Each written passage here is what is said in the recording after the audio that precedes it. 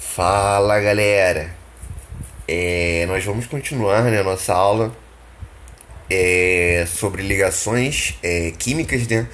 Na última aula nós vimos ligações iônicas, né? Nós vimos que as ligações iônicas ocorrem com perda e ganho de elétrons, né?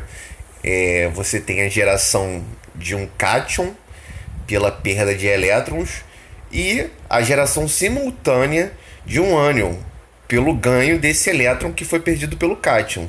Então você tem a geração de uma carga positiva e uma carga negativa e uma atração elétrica, uma atração eletrostática entre os íons, né? Já que positivo sempre atrai negativo, então vocês têm ali uma, uma ligação, né, que é de origem elétrica entre os elementos, entre os cátions e os ânions, e assim você tem uma substância, né? Assim a substância se forma, porque você tem ali os elementos, né? Juntos uns dos outros, que essas forças de coesão entre os elementos formam determinada substância, determinado material, né? E agora nós vamos ver, lembrando sempre que obedecendo, né, a regra do octeto, a grande maioria das ligações químicas entre os elementos os metais alcalinos e os ametais ocorre, né, pela regra do octeto. E agora nós vamos ver as ligações covalentes simples, beleza? A ligação covalente ela é diferente da ligação iônica. A ligação iônica, como eu falei, é uma ligação de origem elétrica. Você tem a formação de um polo positivo, você tem a formação de um cátion, você tem a formação de um ânion, e assim você tem uma atração eletrostática entre eles. Na ligação covalente, vamos ler, é o tipo de ligação que ocorre quando os dois átomos precisam adicionar elétrons em suas últimas camadas. Então veja, na ligação iônica nós temos um átomo que precisa perder elétron, que é um metal, ou hidrogênio, né? E na ligação um metal que precisa ganhar elétron, que é um ametal. E na ligação covalente é diferente, os dois átomos, os dois elementos, eles precisam ganhar elétrons.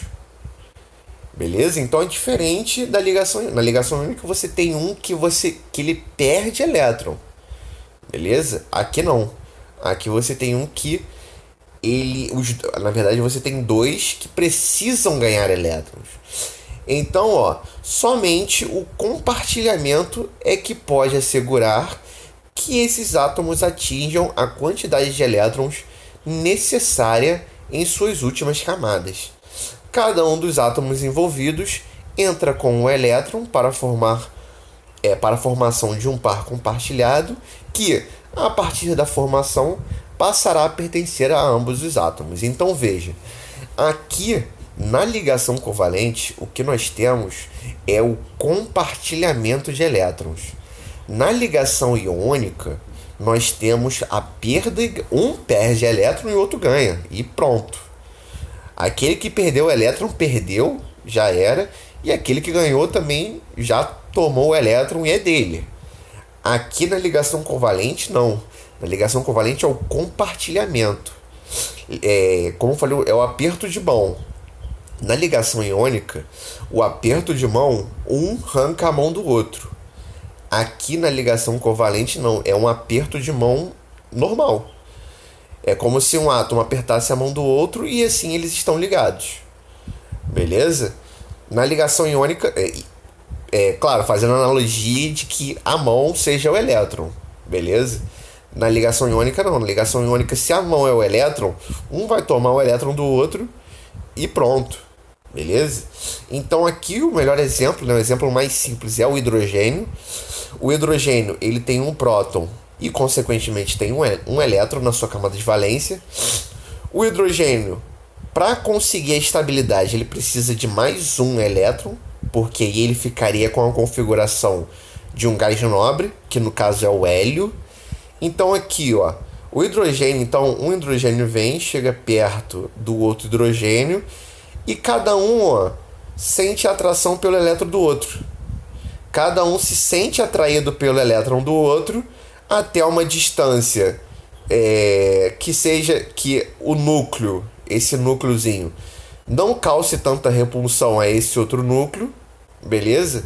E assim eles ficam ligados a uma certa distância e forma a substância gás hidrogênio, beleza? É assim que a ligação covalente é formada, pelo compartilhamento de elétrons, beleza? Aqui tá mais ou menos, né, como é que se forma a ligação entre os átomos, né? Você tem aqui, ó, o núcleo do átomo de hidrogênio, aqui você tem outro núcleo do átomo de hidrogênio, aqui é como se fosse a eletrosfera junta, né?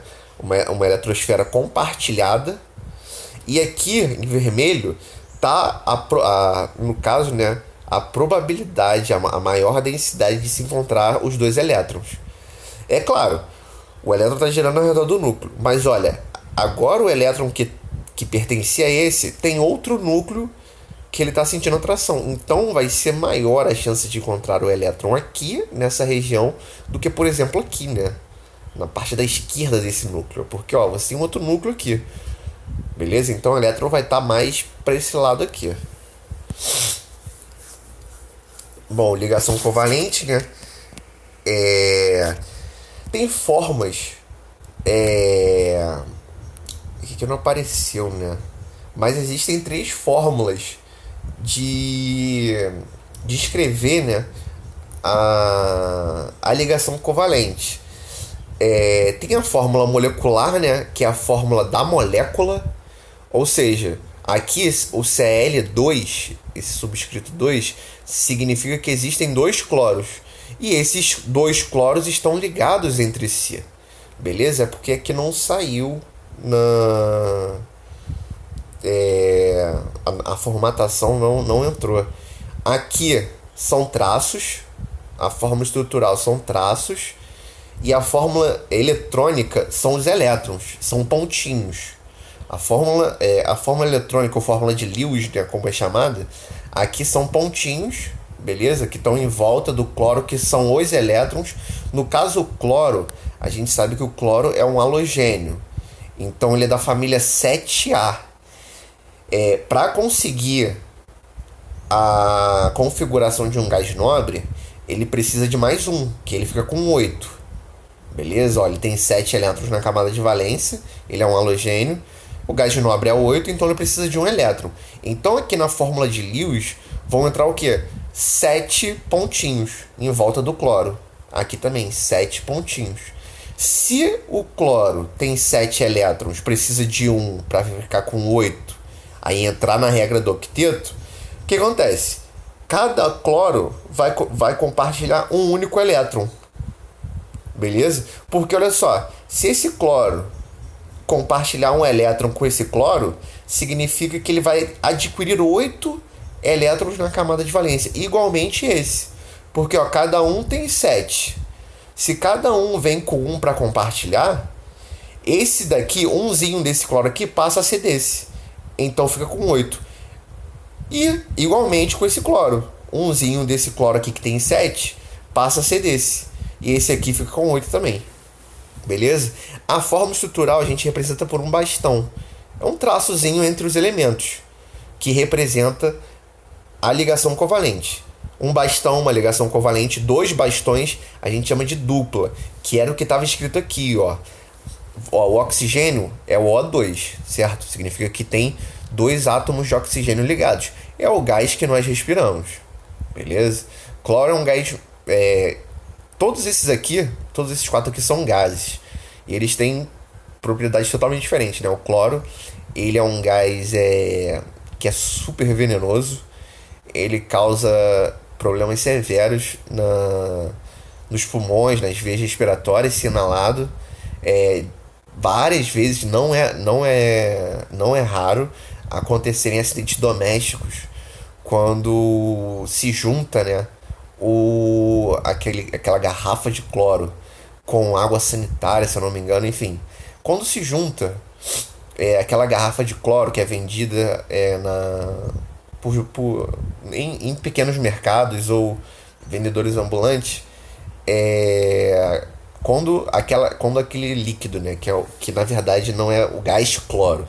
As pessoas falam cloro, mas na verdade não. Ali o que tem é hipoclorito de sódio, beleza? Que é um sal que está dissolvido ali. Mas quando você mistura aquilo ali com outras substâncias de limpeza, esse gás aqui é liberado. Então, se você misturar aquele líquido com com outro que gere reação, muito provavelmente o cloro vai ser liberado. E se, por exemplo, você estiver lavando um banheiro, que é um lugar fechado e tal, você vai inalar o cloro e vai ter problemas por conta disso. É, a quantidade, claro, a quantidade para matar é um pouquinho elevada. Senão vai ser raro uma morte por cloro desse tipo, mas que vai causar problemas respiratórios e você vai ter que parar no hospital, isso pode ter certeza. Então, muito cuidado ao manusearem, né, e utilizarem o famoso cloro, né, que é aquela garrafa, que na verdade não é cloro. O oxigênio é o gás que nós respiramos, não tem mistério nenhum, vocês já devem ter ciência disso em mais do que na química, né? Na biologia deve falar bastante, até na física. O nitrogênio, que é o gás que tem maior proporção na atmosfera, beleza? Cerca de 78%. E o hidrogênio, aqui por último, né? Que é um gás combustível, né? Ele era muito utilizado nos dirigíveis antigamente, por isso que tiveram vários acidentes com dirigíveis, né? Esqueci o Zeppelin. Eu ia falar Led Zeppelin. O Zeppelin, ele usava hidrogênio, né? Só que ele é um gás combustível. Os dirigíveis usavam esse gás porque a baixa densidade dele faz com que o gás suba. Então, se você encher um balão cheio de hidrogênio, esse balão vai subir. É o mesmo com hélio. Quando você enche um balão de um gás que seja pouco denso, a tendência dele é subir, beleza? Enfim, são curiosidades, né? É importante essas curiosidades porque costuma cair em provas como o Enem, beleza? Curiosidades bobas assim, tá ligado? Enfim, o oxigênio, ele é da família 6A. O cloro é da família 7A. O oxigênio é da família 6A. Ou seja, para chegar a 8, ele precisa de 2. Então, aqui na estrutura de Lewis, são 6 pontinhos em volta do oxigênio. O mesmo com esse aqui. Então, para chegar a 8, ele precisa de 2 elétrons. Então, cada oxigênio vai compartilhar 2 elétrons um com o outro. Porque aqui, ó, esse aqui tem 6, esse aqui tem 6. Se esse oxigênio pega emprestado 2 elétrons desse e vice-versa, eles têm agora 8 elétrons na camada de valência, beleza? E 2 ligações covalentes entre eles. Ou seja, aqui na forma estrutural vão ser 2 traços e aqui vão ser são 2 pontinhos, né, que vão estar um do lado do outro, e a gente faz um círculozinho entre os pontinhos para denominar a ligação. O nitrogênio é da família 5, então ele precisa de 3 para chegar a 8. Então vai ter aqui uma tripla ligação, a gente chama isso aqui de dupla ligação, beleza? Quando são 2 elétrons compartilhados por cada elemento, vai ser dupla ligação. Aqui são 3.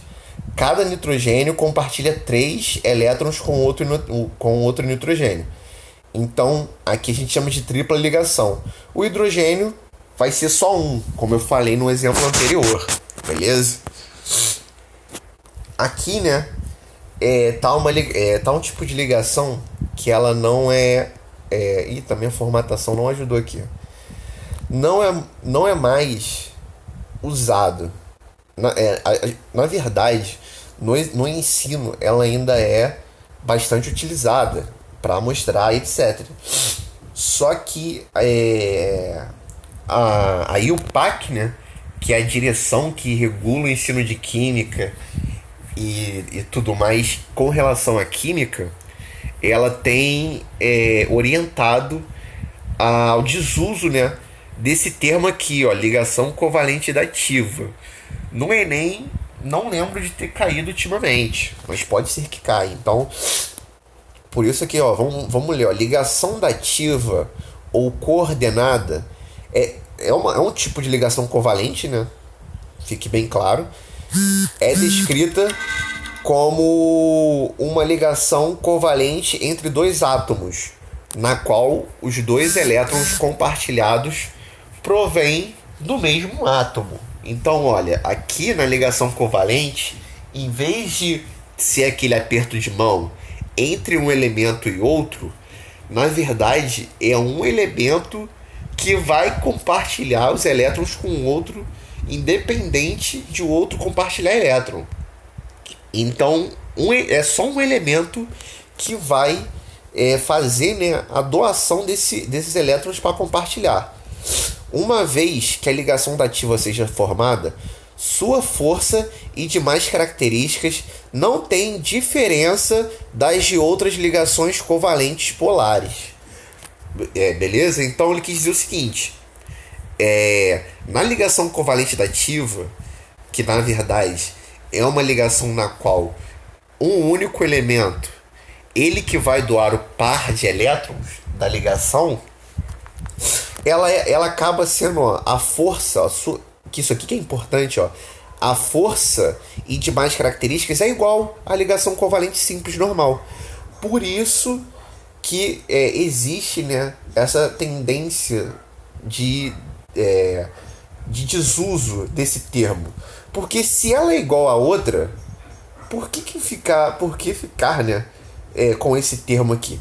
A única diferença, e tudo bem que é uma diferença importante, é que em vez de um elemento, por exemplo, esse hidrogênio, ó, H+, se é o H+, significa que esse hidrogênio não tem elétron, certo? Só que o hidrogênio só tem um elétron. Se ele é um cátion, H+, significa que ele não tem elétron. Quando ele vai se juntar com esse nitrogênio, o nitrogênio, os dois pontinhos, que são os dois elétrons do nitrogênio, é que são compartilhados com esse hidrogênio. O hidrogênio não dá nenhum elétron para compartilhar.